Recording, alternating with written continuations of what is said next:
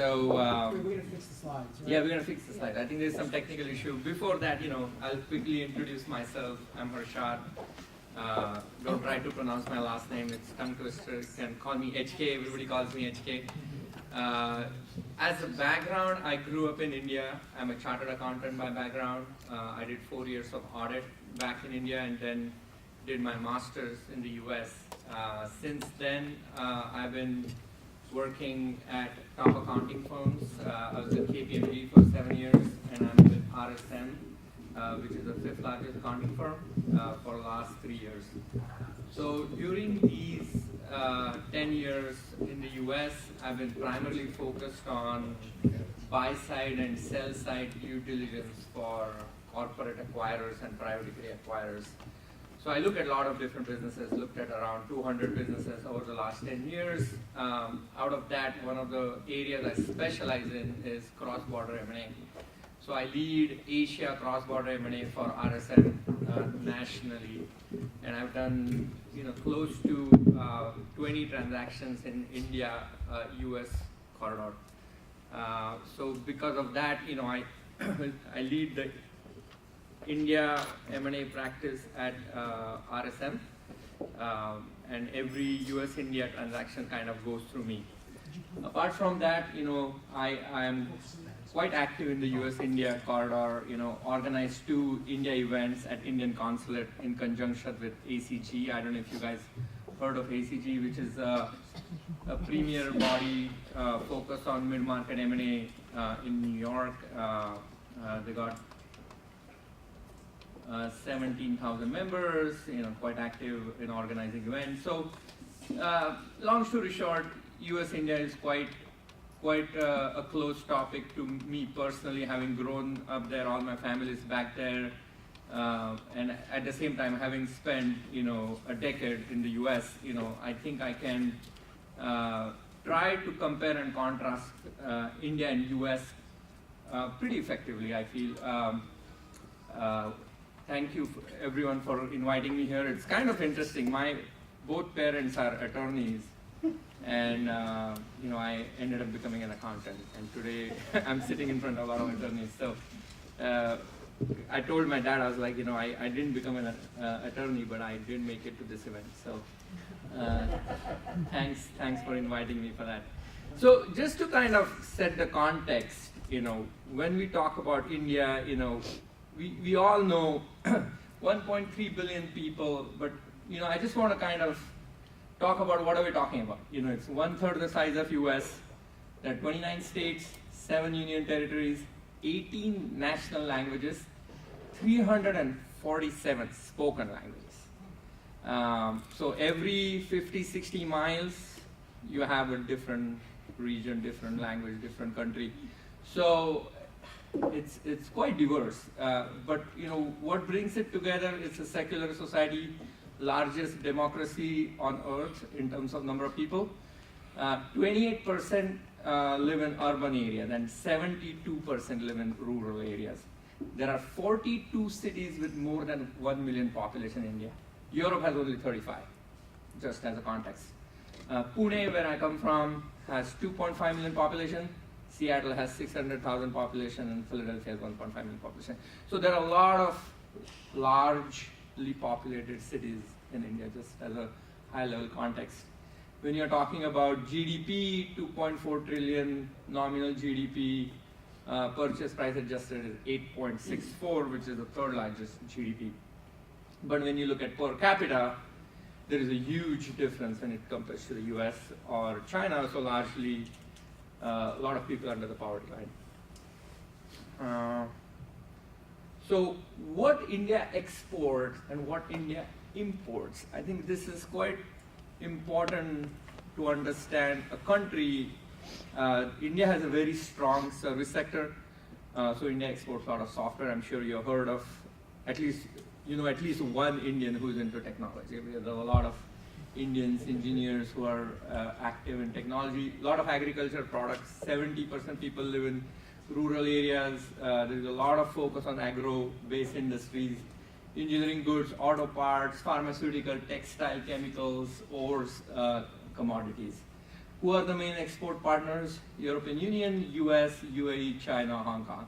In terms of import, oil being the biggest one, stones, gold, precious stones, electronics, engineering goods. It just gives you a context. What are we talking about? Fairly balanced in terms of exports and import. The new government is led by Narendra Modi. It's more pro-business, pro-development, and what it means more than who is the prime minister is stable. They have clean majority, so there is no likely chaos for the next 3 years in terms of a stable government. So in terms of doing business in India, you have a stable government, which is very important from a high-level perspective. So when you talk about India, what is driving people to do business in India? So I'm going to talk about some of the common themes on a high level, and I'll also talk about some of the challenges. So 2015 GDP of 7.9%. I think for the first time, India GDP is at par or higher than China. But what's a more compelling story, and this is a bit dated graph, but I think it still drives the point home, is that GDP per capita has tripled in India. So people have become richer over the last decade. So whoever is doing business in India are definitely getting benefit of that. And as people are getting richer, they have more money to spend. So definitely that drives the consumption and demand for a lot of goods. The second important factor, and people always talk about it, is the demographic dividend. More than 50% of the population is below the age of 30. 65% is below the age of 35. That's a pretty staggering number. When you look at median age in India, it's 10 years younger than US or China. We're talking about 1.3 billion people and a lot of young population. Growth in working age population is expected to be 31% between 2010 and 2030. So because of one-child policy, China is having an aging issue, and there is a lot of talk about they're relaxing that policy a little bit because they're realizing that that's gonna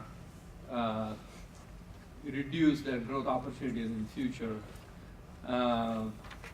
So I think what it means, bottom line, on a high level, is that it's going to create the largest consumer market over the next 15 years. 1.3 billion people, very young population, GDP growing, multiplying every year. You have tons of consumers who are English speaking, even if they're speaking a lot of different languages. They're all English speaking, secular society, democracy. So there is tons of people who can be consumers as well as workers as needed. Middle class is expected to be 40% of the population by 2025. Only 20% is right now, you may call it a middle class. Robust service industry. So what it tells us that the middle class is more aspirational. They want to invest in brands. They want to invest in new technologies. With new technology, there are requirements of patents, new businesses. So this is all driving the growth and the potential for growth in the upcoming years. English as one of the major business languages. You go anywhere in India, if you have no problem conversing with anyone. They may not speak Hindi, but they'll definitely speak English. So you will be very comfortable doing business in India because of that language comfort. It's very close to Southeast Asia, Middle East, and Europe. So it's very strategically located if you're doing business in that part of the world. So what are the key government initiatives? There is a Make in India campaign, that they are trying to reduce, and you'll see one slide later that doing business in India is very difficult. There's a lot of red tape, a lot of forms, a lot of rules and regulations, and government realized that over the last 10 years, and they're working really hard to ease that. Obviously, it's not going to change overnight, but there is an intent and active steps taken by the government to ease doing business in India. They're also working on simplifying the bankruptcy proceedings, because I think that's one of the hindrances of doing business, because I heard, I think, US is an ideal place from innovation perspective, startup economy perspective, because of the bankruptcy laws are much easier compared to some of the economies around the world, including India. And I think there is a widespread movement across the board of doing business to make it easier to do business in India. So GST is taxation. They're trying to simplify the taxation. There is a land acquisition rate. So you don't have to go too much into details, but the government is trying to make it easier. Obviously, when you look at 20 years back, it was really hard to do business in India, but slowly it's getting better and better. It's still not perfect, but there's a lot of activities. So if you want to do business in India, you most likely have a lot of routes as well as schemes where you might be able to do it much easier. And if you have some larger projects, some of the governors of different states are actively coming to the US, meeting with business in the US. And you can even have one-on-one meetings with those people talking about, okay, we want to start a business in India and we are looking for support, and you'll be surprised they're giving exceptional amount of support in terms of land, tax abatement programs, people, technological assistance, a lot of different ways, because India wants to work with the world, and they are trying everything they can. So if any one of you wants to do business in India, wants to talk to some of the government officials, I'm fairly connected with the government officials through the Indian consulate. I will try to put you in touch with the right people, where you can have a little more honest dialogue in terms of what are you looking for, and if they are willing to give you some support in order to do business in India.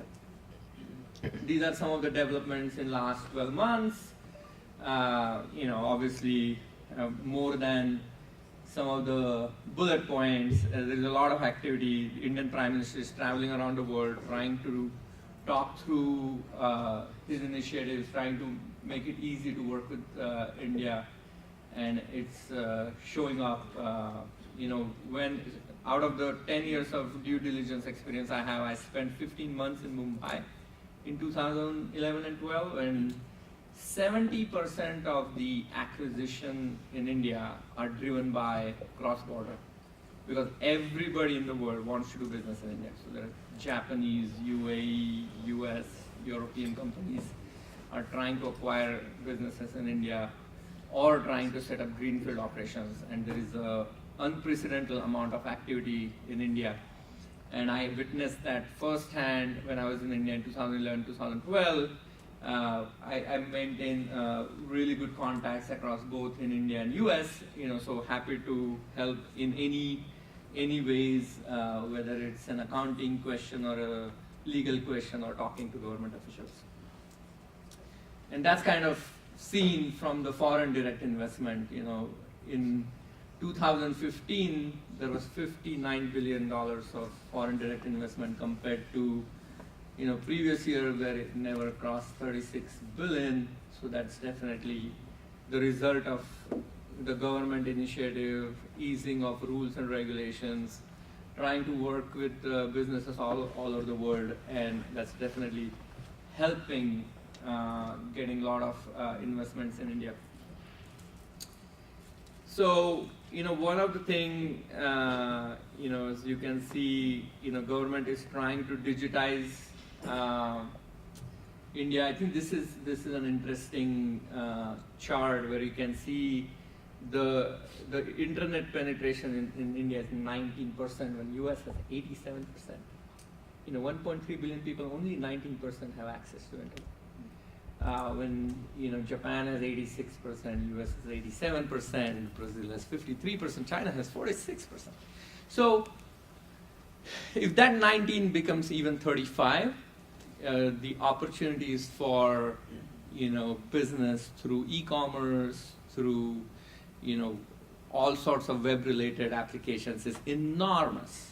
I was talking to somebody who works for Uber in India, and he was like, in terms of volume, Uber India has already crossed the volume, though the internet penetration and cell phone penetration is much lower because of 1.3 billion people. People are, there are a lot of people in India. So, with 19% penetration, there are 243 million users.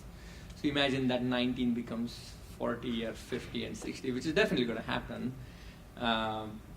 It is going to present enormous amount of opportunities for people who are trying to do business in India. And government is working on reaching internet in villages, making cell phones as affordable as possible. I think there is some people, Reliance is going to make handset, like 4G enabled handset for like $10. And they're going to offer some exceptional amount of internet because everybody has cell phone, even if they may not have toilets in India. So it's kind of interesting that once the 4G penetration happens, in terms of a lot of commerce, web commerce, like fintech, shopping, all sorts of things you can think of from a smartphone perspective. It's going to revolutionize the way you do business in India, and it's already happening as we speak. So this is just a continuation of that, the e-commerce and e-tail. So if you look at some of the large investments and acquisitions that have taken place in cross-border, people are investing in all internet-related businesses lately. And there is a big thrust on startups. Yesterday only, I think there was a big announcement about some, I don't know the exact number, some large amount of fund created for startup economy because India is realizing there is a need to create businesses, create entrepreneurship, ease the way to do business, and it's actually working on that. So this is the startup. You can see there are, around 925 startups in 2015, 8.5 billion funded in 2015. You can see some of the large investment. I think Flipkart is similar to Amazon. They raised $700 million. Snapdeal is similar to Amazon as well. Paytm is an electronic payment platform. They raised $700 million. Zomato is like Yelp. Food Panda is like Seamless. Oyo Rooms is like Airbnb. You can just see the activity in terms of the new startups and the investment that are happening. So I think, I'm not an IP expert, but everywhere there are startups, I'm sure there are IP laws and legal consequences of any of the startups or new technologies, and as you can imagine. What are the challenges? High deficit, both fiscal and current account. Inflation is very high. Every year, basic necessities are becoming very expensive. As you can see, the per capita GDP is still much lower compared to China, Brazil, US, Europe. So a lot of people below the poverty line, and they are definitely getting hit by inflation. And if you're doing business in India, your cost is definitely going to be impacted by that every year, which may not be part of your plan, but that's unfortunate reality of what's happening. The infrastructure investment is only 5% of the population pays income tax. Isn't that shocking? 45% pay income tax in the US. So Indian government is changing their strategies around tax collection by creating more robust indirect taxation versus direct taxation. So versus income taxes, you're going to have higher sales tax and luxury tax and value-added tax, and that's how they're going to try to bridge that gap between 5% and 45%. And if all the mobile commerce, opening bank accounts is also going to help crack down on tax evasion, which is quite widespread across India.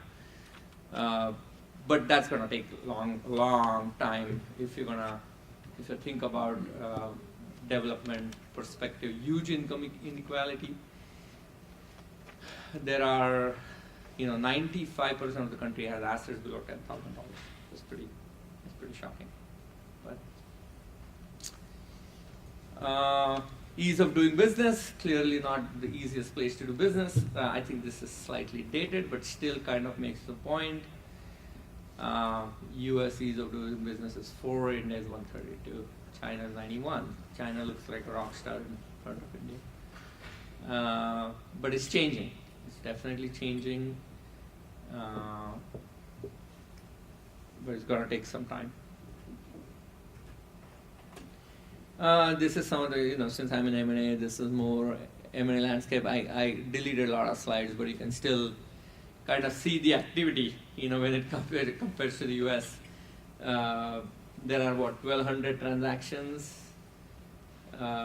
in the US, and this is still dated. US is like 9,000, so it's like 1/10 activity on a high level. 1/3 size of the US, 3 times the population, and 1/3 activity. So that is definitely changing.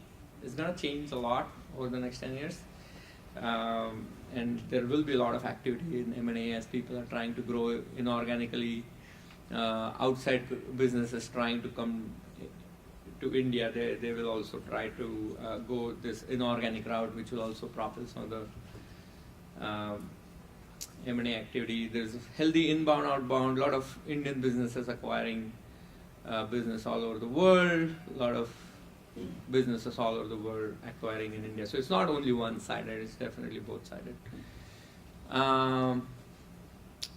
Strong deal activity, low oil prices are helping India right now because, as you saw, oil import is one of the large portion of imports in India. So definitely lower oil prices are changing. The foreign direct investment norms have relaxed in a lot of different sectors: insurance sector, medical devices, real estate, construction, defense sector.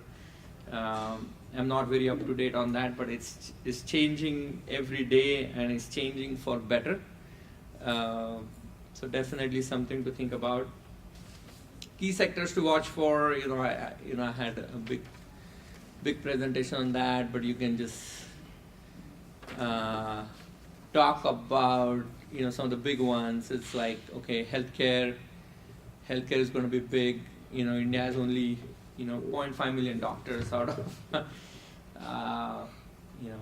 1.3 billion people.